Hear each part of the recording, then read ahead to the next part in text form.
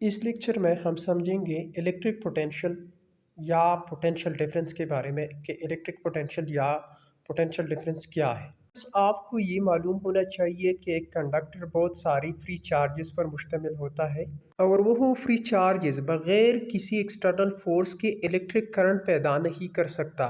इसलिए इन चार्जेस पर एक एक्सटर्नल फोर्स लगाया जाता है ताकि इलेक्ट्रिक करंट पैदा हो जाए। और चार्जेस पर फोर्स अप्लाई करने के लिए हमें एक सोर्स की ज़रूरत होती है। उस सोर्स को वोल्टेज सोर्स कहा जाता है। फॉर एग्ज़ाम्पल बैटरी एक वोल्टेज सोर्स है जो कि इलेक्ट्रॉन्स पर वर्क करते हैं और हमें इलेक्ट्रिक करंट प्रोवाइड करती है। जैसा कि आप स्क्रीन पर देख सकते हैं कि एक बल्ब को एक वोल्टेज सोर्स यानी बैटरी के साथ कनेक्ट किया गया है और इसके साथ साथ एक स्विच भी बैटरी और बल्ब के साथ सीरीज में कनेक्ट किया गया है। जब तक ये स्विच ऑफ होगा तब तक इस सर्किट में कोई भी इलेक्ट्रिक करंट नहीं होगा, जिसकी वजह से बल्ब कोई भी लाइट नहीं देंगे, क्योंकि इस केस में सर्किट ओपन है, जिसकी वजह से फ्री चार्जेस पर वोल्टेज सोर्स यानी बैटरी कोई भी वर्क नहीं कर सकता। अब अगर हम स्विच को ऑन कर लें तो बैटरी चार्जेस पर वर्क करेगा, जिसकी वजह से सर्किट में इलेक्ट्रिक करंट पैदा हो जाएगा और बल्ब हमें लाइट देगा। अब हम सिंपल कह सकते हैं कि वो वर्क जो कोई सोर्स इलेक्ट्रिक चार्जेस पर करते हैं ताकि इलेक्ट्रिक करंट पैदा हो जाए, तो उस वर्क को इलेक्ट्रिक पोटेंशियल या पोटेंशियल डिफरेंस कहा जाता है। किसी सर्किट को इलेक्ट्रिक पोटेंशियल या पोटेंशियल डिफरेंस अप्लाई करने के लिए सोर्स के पास सबसे पहले इलेक्ट्रोमोटिव फोर्स होना चाहिए, जिसे हम ईएमएफ भी कह सकते हैं। इलेक्ट्रोमोटिव फोर्स किसी सोर्स के अंदर एक ख़ास किस्म का पोटेंशियल डिफरेंस होता है। हम सीधा कह सकते हैं कि ये वो काज है जिसकी वजह से किसी सोर्स यानी बैटरी के अंदर पॉजिटिव और नेगेटिव चार्जेस में सेपरेशन हो। मतलब ये कि बैटरी के एक टर्मिनल पर पॉजिटिव और दूसरे पर नेगेटिव चार्जेस हो।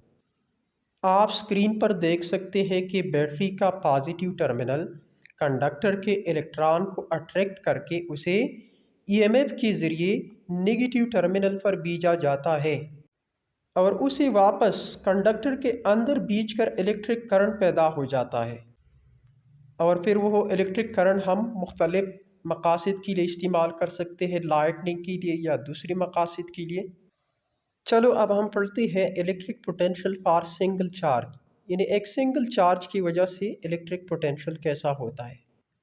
इसके लिए हम एक बड़े पॉजिटिव चार्ज को लेते हैं जिसका एक ख़ास इलेक्ट्रिक फील्ड है और इस इलेक्ट्रिक फील्ड के बाहर एक और छोटा पॉजिटिव चार्ज है। इस छोटे से पॉजिटिव चार्ज को टेस्ट चार्ज कहा जाता है, क्योंकि इसके ज़रिए हम इलेक्ट्रिक फील्ड का टेस्ट करते हैं। यहाँ पर आर इन दोनों चार्जेस के दरमियान का डिस्टेंस है। फॉर एग्ज़ाम्पल टेस्ट चार्ज की पोजीशन को हम ए से डिनोट करते हैं और इलेक्ट्रिक फील्ड के अंदर एक और पॉइंट लेते हैं जिसे हम बी कहते हैं, जिस तरह के आप स्क्रीन पर क्लियरली देख सकते हैं। चलो अब हम इस टेस्ट चार्ज पर एक्सटर्नल फोर्स लगाते हैं ताकि उसी पॉइंट ए से पॉइंट बी को ले जा सके। मतलब ये कि हम टेस्ट चार्ज पर इलेक्ट्रिक फील्ड के खिलाफ वर्क करना चाहते हैं, लेकिन सोर्स चार्ज की वजह से ये टेस्ट चार्ज रिपल्सिव फोर्स महसूस करते हैं, क्योंकि ये दोनों चार्जेस सेम है, दोनों पॉजिटिव चार्जेस है, जिसकी वजह से इन दोनों चार्जेस के दरमियान रिपल्सिव फोर्स होता है और उस रिपल्सिव फोर्स की वजह से ये चार्ज एक ख़ास किस्म की एनर्जी स्टोर करती है। उस एनर्जी को हम इलेक्ट्रिक पोटेंशियल एनर्जी कह सकते हैं और टेस्ट चार्ज की इस इलेक्ट्रिक पोटेंशियल एनर्जी को हम इलेक्ट्रिक पोटेंशियल या पोटेंशियल डिफरेंस भी कह सकते हैं। सो हम मैथमेटिकली लिख सकते हैं कि इलेक्ट्रिक पोटेंशियल का इक्वेशन कैसा होता है। आप स्क्रीन पर देख सकते हैं potential is equal to work per unit charge. Electric potential is denoted by V, which is given by V equals to W over Q. Thanks for watching.